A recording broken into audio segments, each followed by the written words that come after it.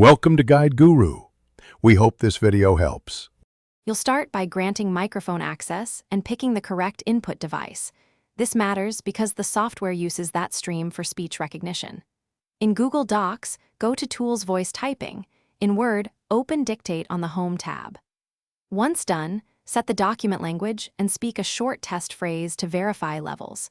Make sure ambient noise is low and your mic is positioned near your mouth for clearer transcription. Begin with simple sentences to confirm accuracy before moving on to longer dictation. You'll dictate using natural phrases while saying punctuation out loud. This improves formatting without manual typing. In Google Docs, click the mic to start and stop. In Word, press Dictate again to toggle. As you speak, use commands like new line or period, and occasionally pause so the engine processes chunks of speech. This reduces errors.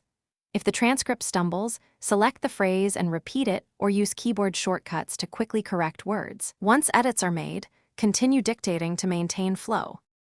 You'll finish by proofreading for homophones, capitalization, and punctuation that voice typing commonly misrenders. Scan headings and numbers carefully. Then save or export your file to the desired format. Google Docs autosaves. Word may need manual save.